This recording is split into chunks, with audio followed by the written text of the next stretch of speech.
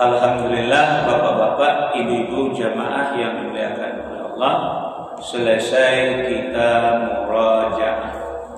Selanjutnya salawat dan salam kita mohonkan kepada Allah, semoga selalu tercurah kepada hamba Nabi dan Rasulnya, yakni Nabi Muhammad Sallallahu Alaihi Wasallam. Bapak Ibu jamaah yang dimuliakan oleh Allah, kajian awal malam ini adalah bagaimana banyak awak umat Islam di bumi Nusantara atau di Indonesia yang mengaku diri sebagai Muslim, tetapi sedikit agak ketakutan nyuaja di Islam itu sendiri. Ada rasa kebenciannya di Islam itu, ada buruk sangkunya ke Islam Tuhan. Sehingga kini jadi perdebatan nasional malah internasional sikap umat Islam terhadap Islam yang disebut dengan Islamofobia. Islamofobia. Ini Islam tapi agak alerginya juga agamanya. Ini Islam tapi takutnya juga agamanya. Ini Islam tapi banci ke agamanya. Ini Islam buruk sangkonya kepada agamanya. Apa-apa itu yang terjadi. Nah, jadi itu nan kawak cukup mengkaji, itu nan kawak cukup mencari jawabannya ke dalam kitab suci awak Al-Quran. Tahu Bapak Ibu jamaah yang dimuliakan oleh Allah, memang awak di Indonesia mayoritas Muslim, 85% itu adalah Muslim. Tapi Bapak maaf dan Ibu, walaupun awak orang Islam, pada hakikatnya sebenarnya awak belum mendapatkan hidayah, belum mendapatkan petunjuk dari agama awak itu sendiri. Nah, itu yang melahirkan ketakutan awak tadi. Sebab kalau dalam Al-Quran nama baca, kalau awak dapat hidayah dari Allah, dapat petunjuk dari Allah, dan buku tarasul lapang untuk menerima Islam kau secara kafah. Tapi kalau tidak sampai terasa dah dua waktu indah awak nak beramal, orang yang beramal hanya nak sanam. Dia amalkan orang ajaran Islam, ibu rasa tak sanamnya tadi itu. Kalau bahasa kampung bo bapak dan ibu kau so kampung bo di Solo, kau yang tak tahu bo deh, kau bahasa kampung bo tuan. Kereta nan mandaki, angoknya nan sasa. Ndak ini nan mendaki, lo kereta nan mandaki, angoknya nan sasa. Ayam nan batalur. Ada itu? Ikuannya nan padir. Ada itu batalur, ayam batalur, ikuannya lo nan padir. Nah itulah Islam, umat Islam yang ada di negara Tuhan. Itu istilah modernnya kini itu sangat ana modalala ya lala. Gulu istilah itu kini balala mencuat dunia malah Islamofobia. Artinya orang Islam takut jadi Islam, orang Islam benci jadi Islam, orang Islam buruk sangka kepada Islam. Nah, di pada hakikatnya Bapak Ibu, jawabannya cie saja. Orang kuyu Islam tapi belum mendapat hidayah. Karena Islam di negara Yawato bukan karena hidayah, tapi adalah faktor keturunan. Kalau ada hidayah Bapak, indah aku bi ajaran kunan kane, ajaran Islam pun petunjuk selualanya di lapang dan doa manarimo agama waktu. Nah, sekarang mari kita mulai dengan firman Allah di dalam surat Al-An'am, surat yang ke-6 ayat 125. Bismillahirrahmanirrahim. Faman yuridil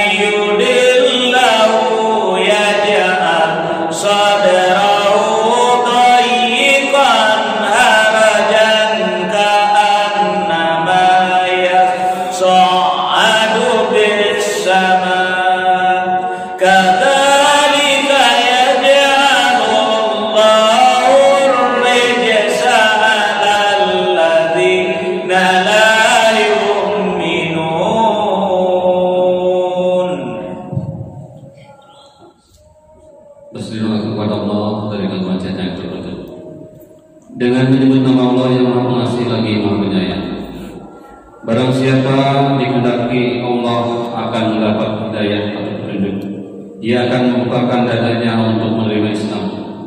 Dan barang siapa dikehendakinya menjadi sesat, dia jadikan dadanya sempit dan sesat, seakan-akan dia sedang mendaki ke langit. Demikianlah Allah menimpakan siksa kepada orang-orang yang tidak beriman. Nah, jadi maafkan aku bapak dan ibu, itulah yang terjadi di daerah kita, di negara awak, di lingkungan awak, dalam keluarga awak.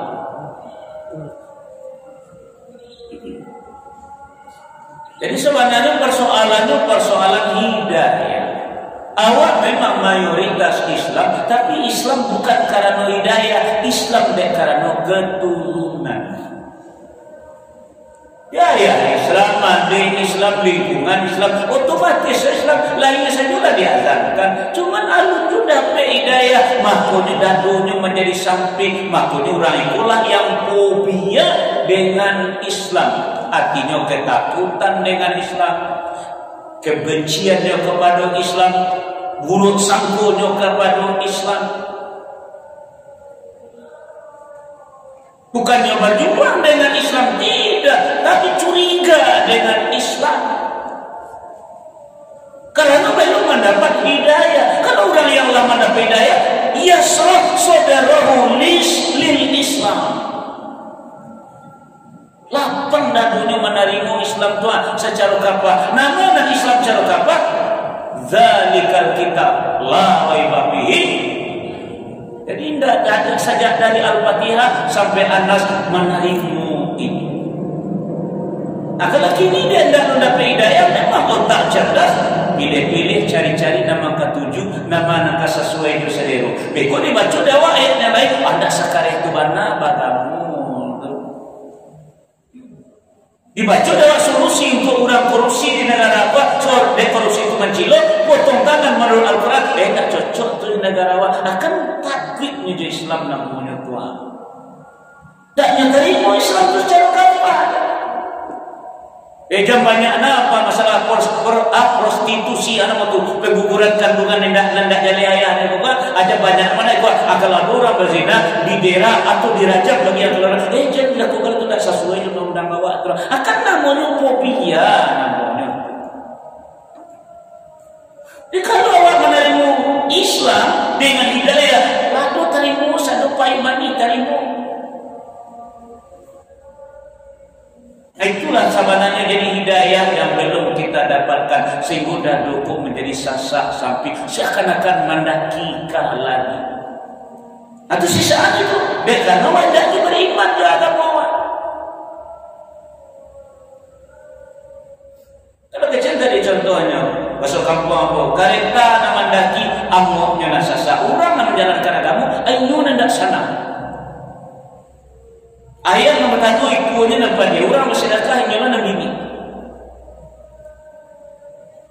Itu Bapak Ibu hidayah kumaha. Nabi awak Nabi Muhammad SAW tidak bisa membagi hidayah, cuma membimbing bahwa orang mendapat hidayah dia kerja beliau, tapi bagi hidayah tidak bisa. Kalau hidayah itu mutlak hak monopoli Allah, prerogatif Allah.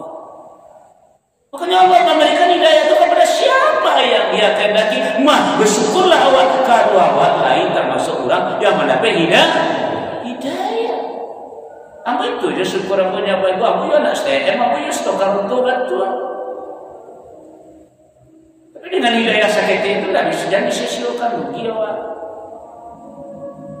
Kalau Islam pula sejak lahir pula Islam, tapi bapak yang orang hilang jalan. Bapak tiko jadi stokar itu dapat pilih mau balik kok dua balik je kita supir kan ada hidayah namanya tu dah.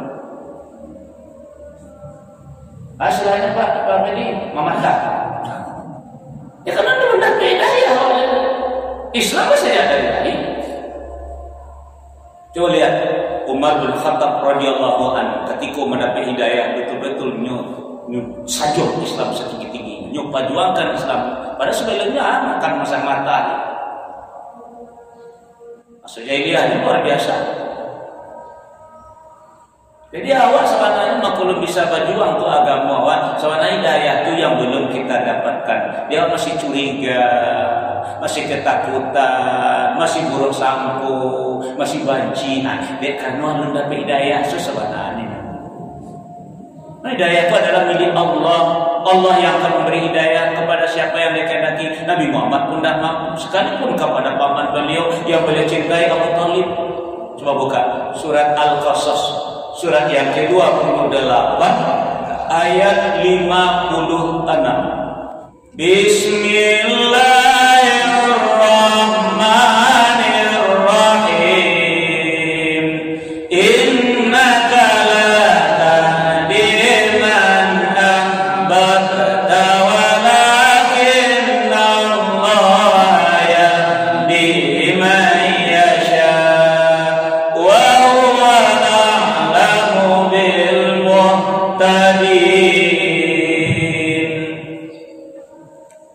Sungguh engkau Muhammad tidak dapat memberi petunjuk kepada orang yang engkau kasihi, tetapi Allah memberi petunjuk kepada orang yang Dia kehendaki, dan Dia lebih mengetahui orang-orang yang mau menerima petunjuk. Nah, jadi Nabi tak boleh nak duduk di muka awak kini. Kalau tak bisa dilakukannya dah, Allah. Jadi Nabi tak bisa, dia dah Bapak Ibu tak bisa memberi hidayah. Kan hidayah itu Allah yang akan memberikan. Perhatikan ayat itu baik-baik. Innaka, sesungguhnya engkau. Jadi domirkan di situ itu Nabi Muhammad. Sesungguhnya engkau Muhammad la tahdi, tidak bisa memberi hidayah, tidak bisa memberi petunjuk sekalipun man ahbabta, kepada orang yang engkau cintai. Siapa itu? Abu Thalib, bapak dan ibu. Karena beliau umur 6 tahun kan ketik lu sekolah pada sebenarnya Allah ditinggalkan dek kedua orang tuanya dalam kandung ayah meninggal, lalai sampai umur 6 tahun ibu lo meninggal. Habis kau dipalaru dek kakek dek datuknya yaitu Abdul Muthalib, cuman 2 tahun gue bisanya. Nah umur 8 tahun kakek lo meninggal. Sesudah itu dipalarulah oleh Pak Etek beliau, paman beliau yaitu Abu Thalib saja. Umur 8 tahun sampai berkeluarga, sampai mendapat wahyu. Jadi baitulah kehidupan Nabi sehari-hari bersama dengan pamannya Abu Thalib. Jadi beliau sangat cinta dengan pamannya, tapi Nabi tidak mampu memberi hidayah kepada pamannya sendiri. Karena itu adalah Allah yang memberikan. Jadi beruntunglah awak kalau awak layak hidayah. Tandunya lapang dah tu awak menerima agama. Itu tandu orang dapat hidayah. Nah tandu orang Islam yang dah tak dapat hidayah, cantik dah dunia. Itulah melahirkan fobia. Dia orang yang dah belum dapat hidayah yang fobia dengan Islam. Siapapun dia, walaupun dia seorang jenderal, walaupun dia seorang pejabat tinggi, kalau dia belum mendapat hidayah, dia akan fobia dengan Islam, sekalipun menteri agama. Dia orang yang curiga dengan Islam, yang benci dengan Islam, yang buruk sangka dengan Islam, orang yang belum mendapat hidayah. Maka Allah katakan seakan-akan naik katilannya, sasa semuanya mencari perkembangan Islam itu.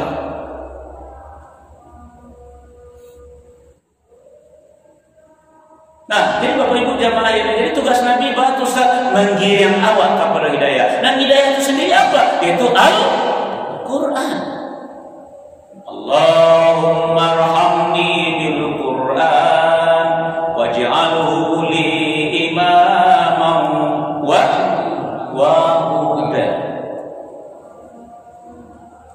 Makanya zalikal kita la raiba fihi hudan lil muttaqin. Orang bertakwa itu hidayahnya melalui Al-Quran.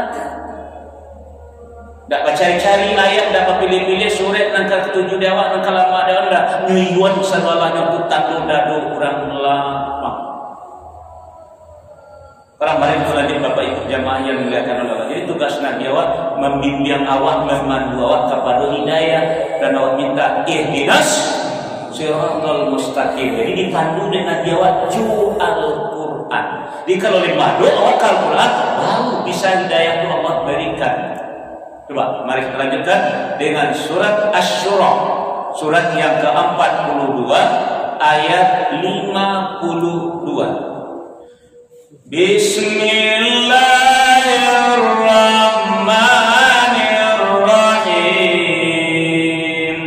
Wa kadzalika awhayna ilaika ruhan min amrina ma kunta tadri mal kitabu walal iman walakin ja'alnahu nuran nahdi man nasha'u min ibadina wa innaka latahdi ila siratin mustaqim.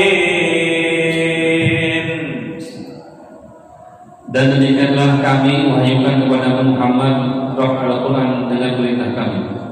Sebelumnya engkau tidaklah mengetahui apakah kitab Al-Quran dan apakah imam itu. Tetapi kami jadikan Al-Quran itu cahaya. Dengan itu kami memberi petunjuk siapa yang kami kehendaki di antara hamba-hamba kami. Dan sungguh engkau benar-benar membimbing manusia kepada jalan yang lurus. Nah, jadi Bapak Ibu jamaah yang dimuliakan oleh Allah, itu tugas Nabi awal. Wa innaka latahdi ila siratin mustaqim. Akhir ayat. Wa innaka latahdi ila siratin mustaqim. Sesungguhnya engkau Muhammad hanya membimbing orang, mengarahkan orang kepada jalan yang lurus.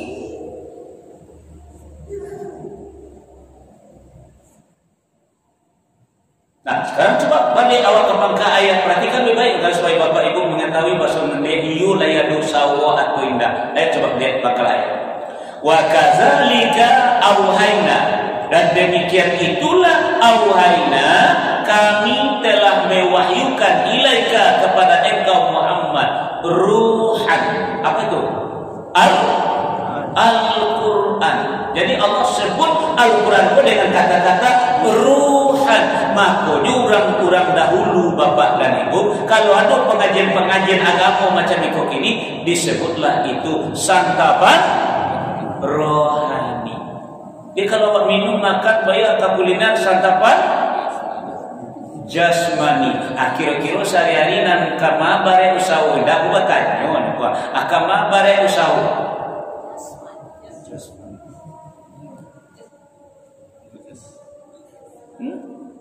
Cobalah. Jadi kalau orang dahulu pagi-pagi itu masih ingat kota 7 bulan lah. Pagi-pagi itu Bapak dan Ibu sudah sholat sekolah pulang doh bara jamakna juga ya cik. Zalikal kitab la raiba fihi hudan lil muttaqin. Coba sama betul kerja dia cik. Zalika itu kitab Al-Quran la tiada raiba ragu fihi padanya huda petunjuk li bagi al-muttaqin orang yang bertakwa. Ayo baca. Dah tu baru pulang. Dah terangkat sikit. Jadi isi jiwanya dulu, santapan rohani dulu. Biawak sejak pagi sampai malam sibuk mencari kuliner.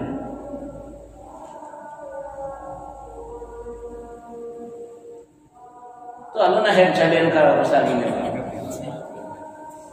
Makanya orang kini, maaf bapak-bapak ibu-ibu, bonsor-bonsor, sehat-sehat, bapak-bapak. Orang dulu keremplang begini.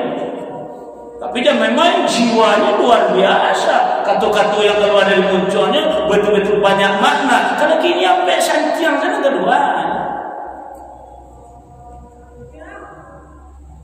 Makanya orang kini dia jiwa indah baisi bapak dan ibu, tidak pakai santapan, tidak diisi dengan Al-Quran, akhirnya jiwanya geresah. Beko kalaulah kondisi fisiknya mulai menurun, beko timbul masalah suami, masalah istri, masalah anak, masalah menantu, masalah itu. Mulai nyulah, lah stres beko tu, ada sudah stres, beko tidak mampu dipacak pembuluh darah, akhirnya stroke. Tidak mampu karena jiwa kosong. Ini memikirkan masalah jiwa, bukan raga, bukan jasa, jiwa awak yang memikir. Kini sudah ada makan banyak kau berpikir.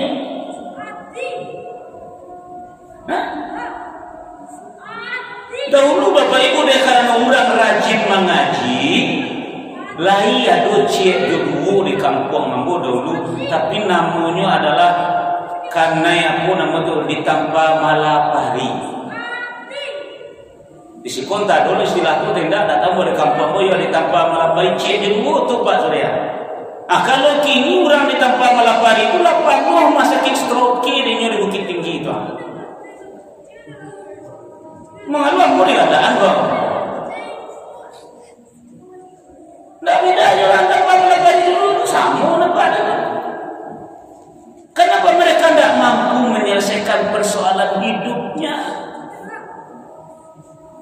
Kenapa awak tidak seimbang mengisi, tidak adil mengisi diri awak? Jiwa perlu diisi tapi tidak berisi. Yang diisi dua saja, otak dengan pengetahuan, paru dengan makanan. Sementara nanti dalam dadu kosong dari Al-Quran. Makanya Nabi dahulu cuman insting beliau, bukan wahyu, bukan hidayah, tapi insting beliau bahwa naluri beliau lah yang tak menerima perbuatan zuluman di Makkah ketika itu. Orang menyembah patung, orang baga zina bebas, pergaulan bebas, lalu kemudian mabuk-mabukkan, bahampuk, segala macam bagai pencurian dan segala macam.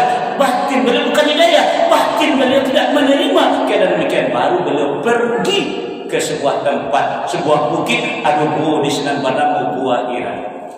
Baru Allah turunkan ruhan itu atau buah ini. Maka disebutlah dengan baca ayat tadi. Ma kunta tadri mal kitab wal iman. Sebelumnya engkau Muhammad kata Allah tidak tahu do apa itu kitab, tidak tahu do apa itu iman. Walakin ja'alnahu nura. Kemudian kami jadikan kata Allah kitab atau wahyu yang diturunkan oleh Allah tadi menjadi cahaya makanya disebut dengan Jabal Nur. Bukan bukit itu yang bercahaya, bukit tempat menerima cahaya. Jadi Al-Quran itu adalah cahaya. Jo cahaya itulah Nabi memperbaiki minaz zulumat ilan nur. Jadi membela umat yang zulumat itu dengan Al-Quran.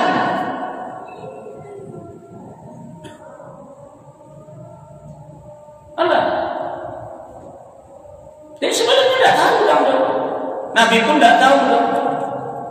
Nah, kini dia karena awak bacalan indah ada cahaya, kakantu indah ada cahaya, kapasa indah ada cahaya, hidup di rumah tangga tidak ada cahaya, hidup bermasyarakat tidak ada cahaya, dek kakantu tidak ada cahaya, gaji 2 juta, tak bawa jubiti kantu sampai 5, 6, 7 juta bagai dia. Dan tidak ada cahaya itu cuma bau saja, ambil saja, tidak ada cahaya. Nah, itu dua hidup dalam masyarakat. Jalannya nikah dahulu jo si A, kini juga gaul jo si B. Bapa jo si B itu selingkuh istilahnya gini Pak. Bapa jo si B nya bergaul, tidak nampak dan jo si A nikah dulu, nah ia kalah. Ibu-ibu siapa kalah ini Pak? Dia kadang-kadang iya dah jalan dan dinikahi anaknya dia bergaul aja betul. Seperti ini bentuknya kok itulah rumahnya, tidak nampak kalah.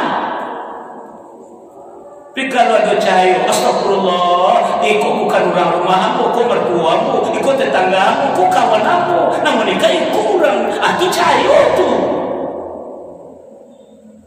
Jadi mudah heran kata jadi banyak maksiat di tengah masyarakat, itu jadi pasar. Nah sekilo bapak ibu barang on. Oi, katanya pernah sekilo barang on. Apa saya bilang ketimbang? Tidak nampak rasanya begitu ni ha. Tapi kalau nampak astagfirullah, orang membagi 1 kilo 10, tapi yang buat alami seketik. Kau apa dia tidak nampak dengan kau 10 tu dah rasanya. Dia kalah. Lah ia bi paham dah kau suruh boleh dah kau ha. Lah tak bahaya nak mentarang kawan. Jadi Al-Quran itu menjadi cahaya dalam kehidupan awak. Jadi makin terang kehidupan awak. Jaleh mana kan kaca, mana kan awak. Jadi orang dijauhkan dari Al-Quran, dipisahkan dari Al-Quran, diberikan kesibukan nyanyi, kesibukan olahraga, kesibukan macam-macam lah kesibukan. Pokoknya jauhkan umat Islam dari Al-Quran. Asegodek dah dapat hidayah dari Al-Quran, menjadilah fobia. Jadi nyotakwid juga agamanya sendiri, tak menjadi banci juga agamanya sendiri, buruk sangkonya ke agamanya sendiri. Itulah orang yang jauh dari hidayah. Maka nyawa di dalam sholat bapak dan ibu jamaah yang dimuliakan oleh Allah, ajak anak awak sejak umur 7 tahun sampai meninggal, jangan tinggalkan sholat karena awak meminta itu kepada Allah. Ihdinas siratal mustaqim. Bapak ibu, kalau awak berdoa tanpa ada usaha, hasilnya baik. Sio. Kalau awak mau usaha saja tanpa berdoa, hasilnya baik. Kesombongan awak bangga. Kalau saya kundaden, jadi lupa Allah. Tapi kalau berdoa diiringi dengan usaha, baru hasilnya tawadhu, rendah diri, berkat rahmat Allah, berkat pertolongan Allah. Doa bapak dan ibu itu mungkin bisa. Jadi awak rajin sholat baru memohon bapak dan ibu. Walaupun anak awak menantu cucu awak sholat sadonya, tapi kalau tidak dilanjutkan usahanya untuk meminta ihdinas siratal mustaqim tadi, maka sia-sia hasilnya. Maka tidak membuahkan hasil. Lai sholat di masjid beko di kantor korupsi, lai sholat di masjid beko di pasar mengicu lewat timbangan, lai sholat di masjid di masyarakat beko lah berselingkuh pulau, lai sholat di masjid beko lah bampuk pulau, macam-macam lah. Lai sholat beko lah bergunjiang pulau. Kenapa? Karena doa ihdinas siratal mustaqimnya tidak dilanjutkan dengan usaha. Di kalau itu apa usaha Ustaz? Itulah yang diturunkan, yang diadopkan Nabi awal. Itu Nabi panduan dan Nabi awal kawa. Silakan buka surat Al-Isra, surat yang ke-17 ayat 9. Bismillahirrahmanirrahim. Inna hadzal Qur'ana yahdi lillati hiya aqwam wa yubashshirul mu'minina alladzina ya'maluna as-salihati anna lahum ajran kabira. Sungguh Al-Quran ini memberi petunjuk ke jalan yang paling lurus dan memberi kabar gembira kepada orang mukmin yang mengerjakan kebajikan bahwa mereka akan mendapat pahala yang besar. Itulah tugas Nabi awak yang dilanjutkan dek pewaris beliau al-ulama warasatul anbiya. Jadi umat Islamku sebagai hamba Allah yo solat awal, tapi untuk meminta nawak minta dan untuk mendapatkan yang awak minta di dalam solat tadi, inilah jawabannya. Kok yo kalian meminta kamu kata Allah jalan yang lurus, tunjuk iamu, beri aku hidayah ke jalan yang lurus, tu Al-Quran. Ini rajin solat, tapi Al-Quran wak tinggalkan. Jadi istilahnya blow up-nya tidak ada, tindak lanjutnya tidak ada. Ayolah kurang tidak dapat hidayah. Minta lain, dapat enggak? Yuk sama tak ada. Coba terakhir, surat Al-Maidah, surat yang kelima, ayat 16. Bismillahirrahmanirrahim. Ya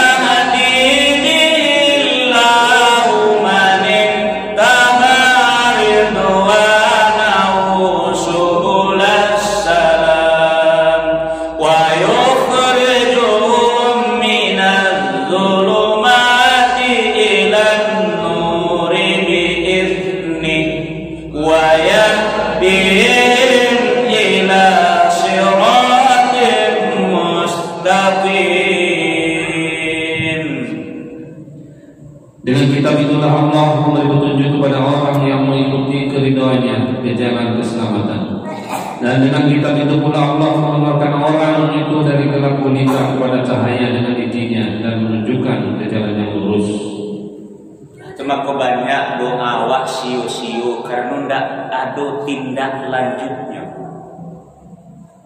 Jadi maaf Bapak dan Ibu, anak-anakku makum buahun Al-Quran sudah petang kan baru pulang dari Aceh hari Selasa petang. Hari Rabu uminya jual kosip langsung mantan Sirkoya mondok di Bandung. Hanya untuk mengisi dadanya dengan Al-Quran. Jadi agimakanlah jiwanya supaya nak ada hidayah dalam dadunya, supaya nak ada cahaya dalam dirinya, supaya nak ada rahmat dalam diri. Banyak lagi fungsi-fungsi Al-Quran. Jadi Bapak Ibu, pesan aku yang terakhir sebelum ditutup, jadikanlah diri awak dan keluarga awak ahli ibadah dan ahli Quran. Ahli ibadah dan ahli Quran. Ahli Al-Quran adalah keluarga Allah dan orang-orang istimewanya itu dalam hadis. Nah, demikian saja Bapak Ibu jamaah yang dimuliakan oleh Allah, kajian kita pada malam hari ini yang terkalam. Subhanakallahumma wa bihamdika asyhadu an la ilaha illa anta astaghfiruka wa atubu ilaik. Assalamualaikum warahmatullahi wabarakatuh. Allahumma arhamna bil Qur'an waj'alhu lana